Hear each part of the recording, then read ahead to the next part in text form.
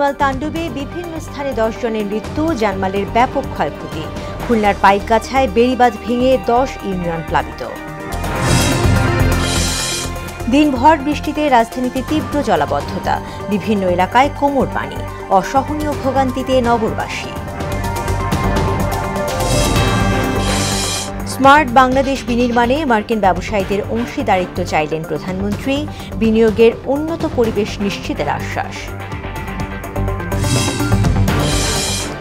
এবং সেনাবাহিনীকে নিয়ে এক পেশে সংবাদ প্রচারের অভিযোগ সেনাপ্রধানের, সঠিক সময়ে সব ষড়যন্ত্রের জবাব দেওয়ার ঘোষণা।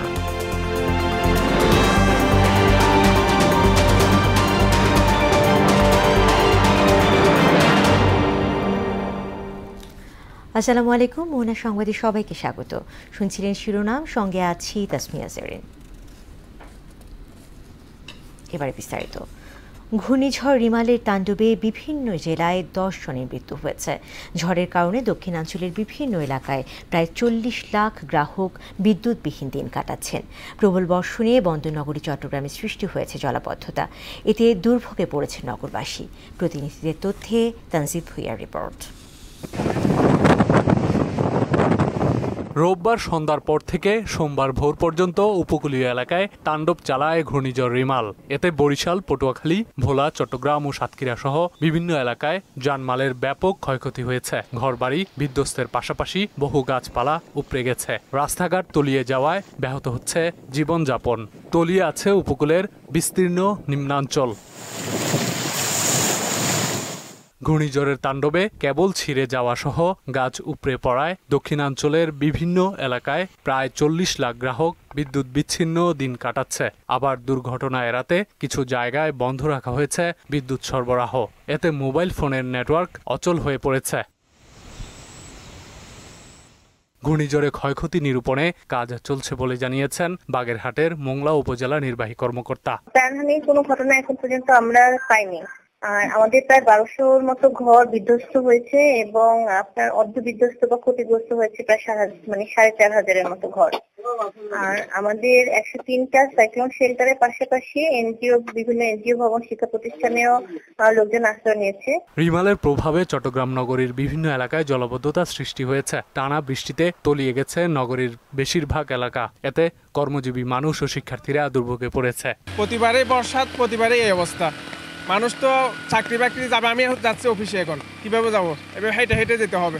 হচ্ছে না, এখন আমরা চাকরি যেতে পারছি না, অনেক পানি। ওনারা যদি কাজটা ঠিকভাবে করতো তাহলে তো আমাদের এত কষ্ট করতে হইতো না। এদিকে আঘাত হানার পর দুর্বল হয়ে স্থল নিম্নচাপে পরিণত হয়েছে ঘূর্ণিঝড় রিমাল। এর প্রভাবে দেশ জুড়ে বৃষ্টি হচ্ছে। তানজিদ ভুইয়া, মোহনা সংবাদ। খুলনার পাইকগাছায় রিমালের প্রভাবে অস্বাভাবিক পানি বৃদ্ধির কারণে বেড়িবাঁধ ভেঙে 10টি ইউনিয়নের হাজার বিঘার চিংড়ি ঘের ভেসে গেছে।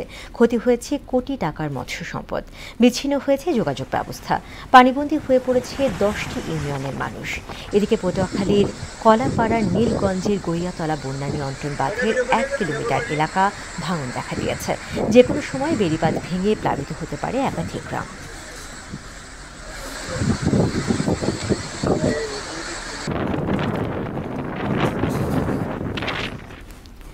ঘূর্ণিঝড় রিমালে 10 জনের মৃত্যুর খবর নিশ্চিত করেছেন দুর্যোগ ব্যবস্থাপনা ও ত্রাণ প্রতিমন্ত্রী মহিবুর রহমান। ঘূর্ণিঝড়ে 19 জেলার 107 উপজেলার ব্যাপক ক্ষয়ক্ষতি হয়েছে। ক্ষতিগ্রস্ত মানুষের সংখ্যা 37,58,096 জন। সম্পূর্ণ ভেঙে গেছে 35,483টি বসতবাড়ি। বিকেলে সচিবালয়ে সংবাদ সম্মেলনে এসব তথ্য জানান প্রতিমন্ত্রী। আর আবহাওয়া অফিসের ঝড় সতর্কীকরণ কেন্দ্রের প্রধান শামীম হাসান বলেন, ঘূর্ণিঝড় বাংলাদেশ অতিক্রম করলেও আগামীকাল পর্যন্ত প্রভাব থাকবে।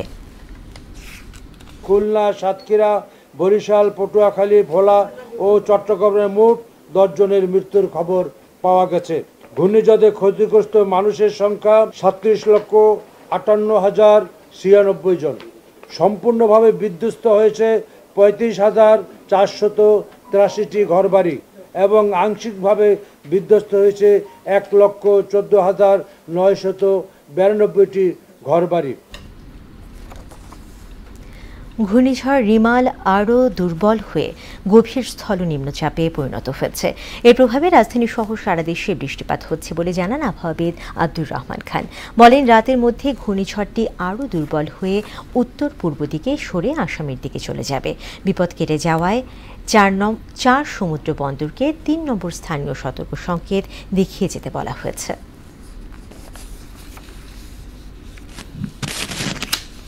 সেই রিমাল কিন্তু আজ রাতে বাংলাদেশ উপকূল অতিক্রম করা সম্পূর্ণ করেছে। সে উত্তর দিকে অগ্রসর হয়ে বাংলাদেশের বর্তমানে যশোর অঞ্চলে স্থল নিম্নচাপ হিসেবে সে অবস্থান করছে। সে আর উত্তর পূর্ব দিকে অগ্রসর হয়ে বৃষ্টি দিয়ে আস্তে আস্তে দুর্বল হয়ে যাবে। তার প্রভাবে আজ এবং সামনে যে রাত আছে সে রাতের মধ্যে দেশের বিভিন্ন অংশে থেমে থেমে কোথাও কোথাও বিচ্ছিন্নভাবে কোথাও বৃষ্টিপাত হবে এবং সেই সাথে কোথাও দমকা হওয়ার সম্ভাবনা আছে। দর্শক, পটুয়াখালী থেকে ঘূর্ণিঝড় পরবর্তী অবস্থা জানাতে সরাসরি যুক্ত হচ্ছেন সহকর্মী খোকন হাওলাদার। খোকন, ঝড় বৃষ্টিতে পটুয়াখালী অঞ্চলের সার্বিক অবস্থা এখন কেমন আমাদেরকে জানাবেন?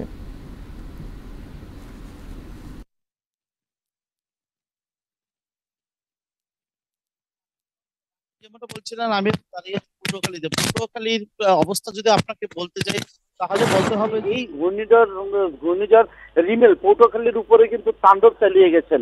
গতকাল সন্ধ্যা 6টা থেকে আজ বিকেল 5টা পর্যন্ত একটানা কিন্তু পটুয়াখালীতে মুষলধারে বৃষ্টি এবং বাতাস কিন্তু বয়ে এই এলাকার উপরে কিন্তু তাণ্ডব চালিয়েছেন। বিশেষ করে খেপুপাড়া এবং গলাচিপা ও রাঙাবালির উপর দিয়ে কিন্তু ঘূর্ণিঝড়ের তাণ্ডবটা বেশি হয়েছে। আপনাকে জানিয়ে রাখি যে পটুয়াখালীতে গতকালকে সন্ধ্যা থেকে এখন পর্যন্ত কিন্তু পটুয়াখালী বিদ্যুৎ বিচ্ছিন্ন রয়েছে, কোথাও কিন্তু বিদ্যুৎ নেই, যার কারণে কিন্তু চারদিকে কিন্তু পরিবেশটা একটা গমট আকার ধারণ করছে। পটুয়াখালীতে আজকে সন্ধ্যার পর থেকে কিন্তু বাতাস এখনো রয়েছে, কিন্তু বৃষ্টি গুড়ি গুড়ি বৃষ্টি হচ্ছে, বৃষ্টি কিন্তু তেমন একটা হচ্ছে না। এছাড়াও পটুয়াখালীর যে উপকূল যে জেলা রাঙাবালি এবং হচ্ছে যে রাঙাবালি গলাচিপা সেই সব এলাকায় কিন্তু যে ভেরিবাঁধ আছে সেই ভেরিবাঁধগুলো কিন্তু ভেঙে ওই সব এলাকার কিন্তু গ্রাম কিন্তু প্লাবিত হয়েছে। এবং আপনাকে জানিয়ে রাখি যে গত 24 ঘন্টায় পটুয়াখালীতে কিন্তু 3 জন কিন্তু এই যে ঘূর্ণিঝড়ে কিন্তু নিহত হয়েছে। এর মাঝে 2 জন কিন্তু গাছ চাপা পড়ে কিন্তু নিহত হয়েছেন বাউফলে এবং হচ্ছে দুমকিতে।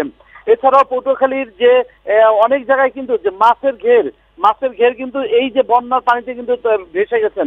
এছাড়াও কৃষকের যে ফসলি যে জমি যে রবি শস্য তা কিন্তু এই যে বৃষ্টির পানিতে কিন্তু তলিয়ে গেছেন। আপনাকে জানিয়ে রাখি যে পটুয়াখালী পৌরসভার ভিতরে কিন্তু পানিতে কিন্তু চারিদিক কিন্তু ভরে গেছেন।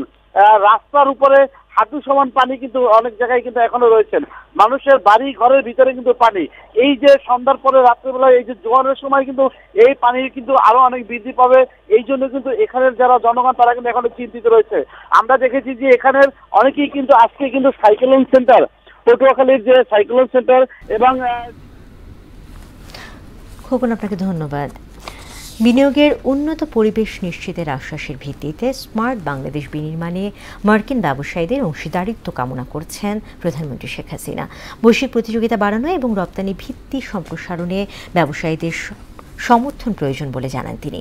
গণভবনে মার্কিন ব্যবসায়ীদের সঙ্গে বৈঠকে এসব কথা বলেন সরকার প্রধান। শামীমুজ্জামান চৌধুরীর রিপোর্ট। গণভবনে প্রধানমন্ত্রী শেখ হাসিনার সঙ্গে বৈঠক করেন ইউএস বাংলাদেশের বিজনেস কাউন্সিলের একটি প্রতিনিধি দল। পরিচালনা পর্ষদের চেয়ারম্যান স্টিভেন কোবস ও প্রেসিডেন্ট অ্যাম্বাসেডর অতুল ক্যাসপ সহ মার্কিন ব্যবসায়ী প্রতিনিধিরা এতে অংশ নেন। সর্বোচ্চ সুবিধা প্রদানের আশ্বাসের ভিত্তিতে বাংলাদেশে বিনিয়োগে মার্কিন ব্যবসায়ীদের আহ্বান জানান প্রধানমন্ত্রী Sheikh Hasina. I invite you to invest in our many vibrant and high potential sectors such as renewable energy, shipbuilding, automobiles, pharmaceuticals, light and heavy machineries, chemical fertilizers, ICT, marine resources and medical equipments, handicrafts among others. Smart বাংলাদেশের অগ্রযাত্রায় তাদের অংশীদার হবারও আহ্বান জানান সরকার প্রধান। Aspire to become a smart nation by 2041. Here we need your support in increasing our global competitiveness and expanding our export base. মার্কিন যুক্তরাষ্ট্র রপ্তানির বৃহত্তর গন্তব্য উল্লেখ করে আগামীতে অর্থনৈতিক সম্পৃক্ততা বৃদ্ধিতে আশা প্রকাশ করেন প্রধানমন্ত্রী। I urge all US business leaders to explore business opportunity and invest in Bangladesh. বাংলাদেশের একটি প্রধান অর্থনৈতিক ও উন্নয়ন সহযোগী হিসাবে মার্কিন সহযোগিতা অব্যাহত থাকবে বলেও আশা জানান প্রধানমন্ত্রী Sheikh Hasina. I may remind you that Bangladesh has the most liberal investment policy status in the region. Shamimuzzaman Chowdhury, মোহনা সংবাদ, ঢাকা। সেনাবাহিনীর বিরুদ্ধে উদ্দেশ্য প্রণোদিতভাবে নেতিবাচক প্রতিবেদন প্রচার করা হচ্ছে বলে জানিয়েছেন সেনাপ্রধান জেনারেল এস.এম. শফিউদ্দিন আহমেদ। সকালে গাজীপুরের রাজেন্দ্রপুর সেনানিবাসে Bangladesh institute of peace support operation ট্রেনিংয়ে সেনাবাহিনীর সার্বিক ব্যবস্থাপনায় association of Asia Pacific peace operation training সেন্টারের ১২তম বার্ষিক সাধারণ সভা এবং ওয়ার্কশপ উদ্বোধন অনুষ্ঠান শেষে একথা বলেন তিনি। এ সময় অসৎ উদ্দেশ্য প্রকাশিত প্রতিবেদনের তীব্র নিন্দা জানিয়ে সঠিক সময়ে সব ষড়যন্ত্রের জবাব দেওয়ার ঘোষণাও দেন জেনারেল শফিউদ্দিন। উদ্দেশ্যমূলক একটা প্রতিবেদন আমরা তীব্র প্রতিবাদ জানিয়েছি সেনা সদস্য, আপনারা দেখেছেন। আশা করছি ইনশাআল্লাহ আমরা আমাদের দেশপ্রেম, পেশাদারিত্ব এবং সর্বোপরি জাতিসংঘ পরিমণ্ডলে আমাদের যে দায়িত্ব যেভাবে পালন করে এসেছি সেভাবে করে এই সমস্ত ষড়যন্ত্রের সঠিক জবাব দিতে পারবে ইনশাআল্লাহ। বৈশ্বিক জলবায়ু তহবিলের অর্থ ছাড়ে উন্নত বিশ্ব আন্তরিক নয় বলে জানিয়েছেন আওয়ামী লীগ সাধারণ সম্পাদক ওবায়দুল কাদের। ধানমন্ডিতে এক ব্রিফিংয়ে দুর্যোগের পূর্বাভাস ব্যবস্থা আধুনিকায়নের ফলে ক্ষয়ক্ষতি কমেছে বলেও জানান তিনি। দুর্যোগে ক্ষতিগ্রস্ত মানুষকে সাহায্য না করে বিএনপি নেতারা ফটো সেশনে ব্যস্ত থাকেন বলে মন্তব্য করেন ওবায়দুল কাদের। রেজা খানের রিপোর্ট। ধানমন্ডিতে আওয়ামী লীগ সভাপতির রাজনৈতিক কার্যালয়ে সংবাদ সম্মেলন করেন আওয়ামী লীগ সাধারণ সম্পাদক। ঘূর্ণিঝড় রিমালের ক্ষয়ক্ষতি নিরূপণের চেষ্টা চলছে বলে জানান তিনি। যারা মারা গেছেন তাদের তার মাগফিরাত কামনা করি। ঘূর্ণিঝড় মোকাবিলায় সরকারের পাশাপাশি আওয়ামী লীগও কাজ করছে জানিয়ে দুর্যোগে দেশের মানুষের পাশে না থাকায় বিএনপির সমালোচনা করেন ওবায়দুল কাদের। বিএনপি দুর্যোগে তারা মানবিক কোনো আবেদন নিয়ে তারা মানুষের পাশে দাঁড়ায় না। আমরা অতীতে দেখেছি তাদের কাজই হচ্ছে ফটো সেশন করা। বৈশ্বিক জলবায়ু পরিবর্তনের প্রভাব মোকাবেলায় গঠিত তহবিলের অর্থ ছাড়ে সংশ্লিষ্ট সংস্থা গড়িমসি করছে বলে জানান তিনি। যারা দেবে তারা আন্তরিক না হলে আমরা সেখানে কি করতে পারি? এখন ক্লাইমেট সামিট হচ্ছে, সেখানে ভালো ভালো কথা বলা হচ্ছে, বিষয়টি উপকৃত হচ্ছে বারবার। ওবায়দুল কাদের বলেন, ঘূর্ণিঝড়ের প্রভাব কেটে গেলে প্রধানমন্ত্রী ক্ষতিগ্রস্ত এলাকা পরিদর্শনে যাবেন এবং ক্ষতিগ্রস্ত সব অবকাঠামো দ্রুত সংস্কার করা হবে। আবহাওয়ার উন্নতি হলে অতি দ্রুতই মাননীয় প্রধানমন্ত্রী ক্ষতিগ্রস্ত এলাকা পরিদর্শনে যাবেন। রেজা খান, মোহনা সংবাদ, ঢাকা। ক্ষমতাসীনদের লুটপাটে দেশের ব্যাংক খাতে লাল বাতি জ্বলার অবস্থা সৃষ্টি হয়েছে বলে অভিযোগ করেছে বিএনপি। জাতীয় প্রেসক্লাবের সামনে এক মানববন্ধনে কথা বলেন দলের নেতারা। সরকার প্রতিহিংসার বশবর্তী হয়ে খালেদা জিয়াকে উন্নত চিকিৎসা থেকে বঞ্চিত করছে বলেও দাবি করেন তারা। আরও জানাচ্ছেন হুমায়ুন কবির। চেয়ারপারসন বেগম খালেদা জিয়া ও ঢাকা জেলা বিএনপির সভাপতি খন্দকার আবু আশফাকের মুক্তি সহ নানা দাবিতে মানববন্ধন করে সংগঠনটি। এতে বিএনপির সিনিয়র যুগ্ম মহাসচিব রুহুল কবির রিজভী অভিযোগ করেন, সরকার প্রতিহিংসা পরায়ণ হয়ে জিয়া পরিবারকে ধ্বংস করতে চাইছে। আপনি আর কত অত্যাচার করবেন? তারপরে আপনার বিদ্বেষ জিয়া পরিবারের প্রতি, গণতন্ত্রকামী মানুষের প্রতি। শেখ হাসিনার বিদ্বেষের বহিঃপ্রকাশ, তার জ্বরের বহিঃপ্রকাশ ঘটে দেশনেত্রী বেগম খালেদা জিয়ার বিরুদ্ধে, দেশনায়ক তারেক রহমানের বিরুদ্ধে বিষোদ্গার করে। অপকর্মে জড়িতদের একদিন বিচারের কাঠগড়া দাঁড় করানোর হুঁশিয়ারিও দেন তিনি। আমি প্রধানমন্ত্রীর উদ্দেশ্যে বলতে চাই, তারেক রহমানকে দেশে নিয়ে এসে বিচার বাস্তবায়ন করবেন, তার আগে না আপনার বিচার হয়ে যায়। দলের স্থায়ী কমিটির সদস্য নজরুল ইসলাম খান অভিযোগ করেন, লুটপাটের মাধ্যমে ব্যাংক খাত ছোবলা করে দিয়েছে সরকার। ব্যাংকের রং দিচ্ছে, কোনটা সবুজ, কোনটা হলুদ, কোনটা লাল। লাল মানে লাল বাতি জ্বলার অবস্থা হয়ে গেছে। লুট করে নিয়েছে তার মালিকরা, যাকে তাকে ঋণ দিয়ে খোকলা করে ফেলেছে ব্যাংকগুলিকে। উন্নত চিকিৎসার সুযোগ না দিয়ে খালেদা জিয়াকে মৃত্যুর মুখে ঠেলে দেওয়া হচ্ছে বলেও অভিযোগ করেন তিনি। বেগম খালেদা জিয়াকে সুচিকিৎসার সুযোগ না দিয়ে মৃত্যুর মুখে ঠেলে দেওয়া হচ্ছে। হুমায়ুন কবির, মোহনা সংবাদ, ঢাকা।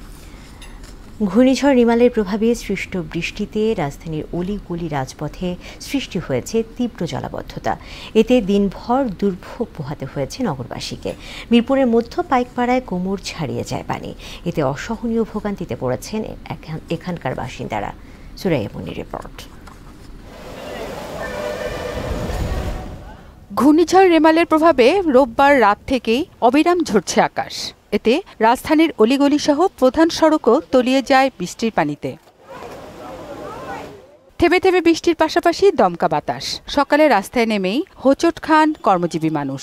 থই থই পানিতে ছয়লাভ চারিদিক। যানবাহনের পাশাপাশি রিক্সা সংকটে বিপাকে পড়েন তারা। 10 মিনিট হলে এখানে দাঁড়ায় আছে, এখনো পর্যন্ত পানি পার হতে পারতেছি না। মাজা পানিতে চলে আসলাম, এই যে রিক্সাটা চলে আসছে, বেচারিকে দেখে আমার নিজেরই কষ্ট লাগছে। লোকজন নিয়ে কষ্ট করে আনতেছে পেটের দায়ে। একটু পানি হলে মাজা আমান পানি, বন্যার পানি এসে গেছে, কি করবো এখন আর। মিরপুরের মধ্য পাইকপাড়া, দিনভর বৃষ্টিতে বিভিন্ন সড়কে জমে গেছে কোমর সমান পানি। একটু বৃষ্টিতেই যেখানে হাঁটু পানি হয়, সেখানে ঘূর্ণিঝড় রেমেলের প্রভাবে এখানে প্রায় কোমর থেকে গলা পানি। এখানে মানুষের যাতায়াতে মহা দুর্ভোগ, যে দুর্ভোগে তারা অসীম কষ্ট করছে। কাজ শেষে ঘরে ফেরা মানুষদের চোখে মুখে একরাশ বিরক্তি ও হতাশা। অনেক কষ্ট, আমাদের বাসা মনে করে এই পর্যন্ত পানি হয়ে গেছে। পারলে সাঁতরাই দিতাম, কিন্তু আসলে সেই সুযোগও নাই। সরকারের উন্নয়ন কিছুই হচ্ছে না। অনেক পেইনফুল এটা। প্রতিকারই হচ্ছে না, আজ থেকে না, বহু বছর থেকে এখানে এই অবস্থা।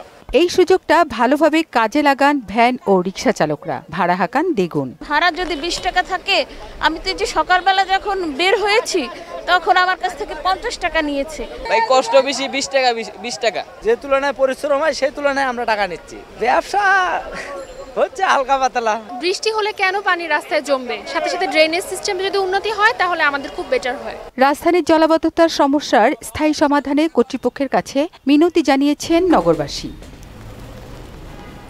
সুরাইয়া মুন্নি, মোহনা সংবাদ, ঢাকা। বৈরী আবহাওয়ার কারণে আগামী 29 মে অনুষ্ঠেয় নির্বাচনে উপকূলীয় এলাকার 19 উপজেলার ভোট স্থগিত করেছে নির্বাচন কমিশন। ওই দিন তৃতীয় ধাপে 109টি উপজেলার ভোট হওয়ার কথা ছিল।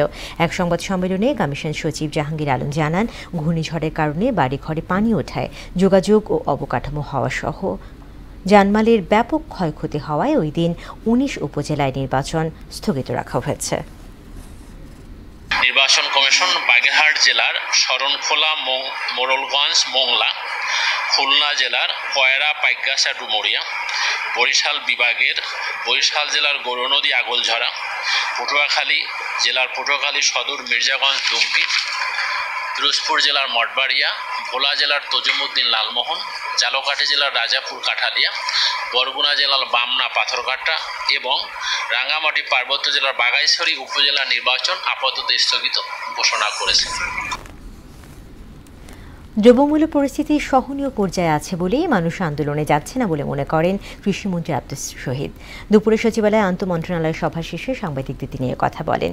সরকার দেশের মানুষের কল্যাণে কাজ করছে উল্লেখ করে ডিম মজুতদারদের বিরুদ্ধে ব্যবস্থা নেওয়া হবে বলেও জানান মন্ত্রী। আমাদের যে দ্রব্য মূল্য নিয়ে অনেক প্রশ্ন করেন সাংবাদিকরা, আমাদের মূল্য পরিস্থিতি আমাদের সহনশীল অবস্থায় আছে, এতে কোনো সন্দেহ নাই। না হলে কিন্তু আমরা দেখতেন 2 দিন পর পর মিছিল, মিটিং এগুলা হয়তো, আর আমরা তো মিছিল করে করে এত বড় হয়েছি, আমরা তো এগুলো নিয়ে আমাদের অভিজ্ঞতার অভাব নাই। আজকে যারা বললেন ঝড় তুফান, এটাও সাপ্লাই চেইনকে একটা বড় একটা প্রভাব ফেলছে। ডিসরাপশন বলে, মানে এটা হঠাৎ করে কাটে যায়, এইগুলার কারণে এটা তো আপনার আমার হাতে নাই। শেষ করব মোহনা সংবাদ, যাবার আগে শিরোনামগুলো আরও একবার।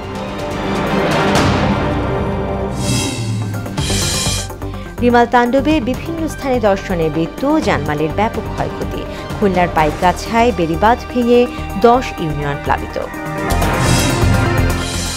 দিনভর বৃষ্টিতে রাজধানীতে তীব্র জলাবদ্ধতা, বিভিন্ন এলাকায় কোমর পানি, অসহনীয় ভোগান্তিতে নগরবাসী। স্মার্ট বাংলাদেশ বিনির্মাণে মার্কিন ব্যবসায়ীদের অংশীদারিত্ব চাইলেন প্রধানমন্ত্রী, বিনিয়োগের উন্নত পরিবেশ নিশ্চিতের আশ্বাস। এবং সেনাবাহিনীকে নিয়ে একপেশে সংবাদ প্রচারের অভিযোগ সেনাপ্রধানের, সঠিক সময়ে সব ষড়যন্ত্রের জবাব দেওয়ার ঘোষণা। দর্শক, এই ছিল মোহনার সংবাদ। পরবর্তী সংবাদ রাত 12টায়। এছাড়া মোহনার সবশেষ খবর জানতে ভিজিট করুন www.mohana.tv। সংবাদ দেখতে পারেন আমাদের ফেসবুক পেজ ও ইউটিউবেও। এতক্ষণ সঙ্গে থাকার জন্য ধন্যবাদ।